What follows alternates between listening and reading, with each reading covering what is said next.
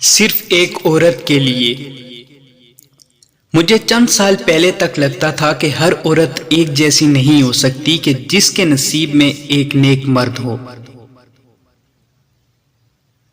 اس کے لیے عورت کو عورت بن کر دکھانا پڑتا ہے، ہمت کرنی پڑتی ہے، اپنوں سے محبت کے باوجود حق کے لیے ان سے لڑنا پڑتا ہے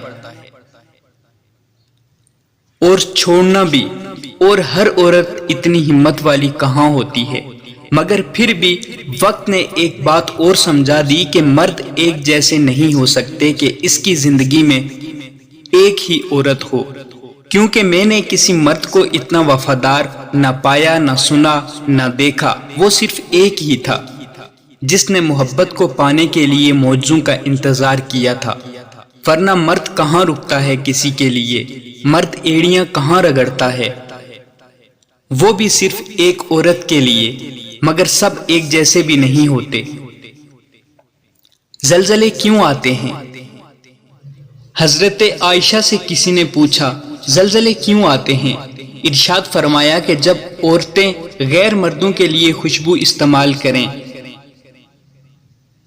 جب عورتیں غیر محرم مردوں کے سامنے ننگی ہونے میں جھجک محسوس نہ کریں، یعنی زنا عام ہو جائے، جب شراب اور موسیقی عام ہو جائے تو زلزلے کی توقع رکھنا۔ بیوی کی بھی عزت نفس ہوتی ہے۔ بیوی کو نصیحت کرنی ہے تو تنہائی میں کرو، اور تعریف کرنی ہے تو سب کے سامنے کرو۔ لوگوں کے سامنے اس کا مذاق اڑاتے ہیں، لوگوں کے سامنے بے عزت کر دیتے ہیں اور ڈانٹ پلا دیتے ہیں۔ اپنے طور پر تو وہ اچھے بن جاتے ہیں، دوسروں کو تاثر مل جاتا ہے کہ دیکھو گھر میں میرا کتنا کنٹرول ہے۔ بہن کے سامنے بیوی کو ڈانٹ پلا دی، ماں کے سامنے بیوی کو ڈانٹ دیا،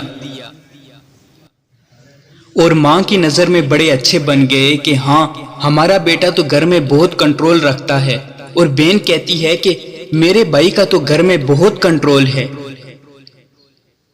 یوں وہ اپنی ماں بہن کی نظر میں بڑے اچھے بن گئے، مگر حقیقت میں اپنی بیوی کی نظر میں انہوں نے اپنے وقار کو صفر بنا دیا، اس لیے کہ ہر ایک کی اپنی عزت نفس ہوتی ہے۔ جب کسی کی عزت نفس کو مجروح کیا جاتا ہے تو پھر اس انسان کا دل ٹوٹ جاتا ہے، اور یہ چیز گناہ میں شامل ہے، لہذا اس کی عزت نفس کا خیال رکھنا چاہیے۔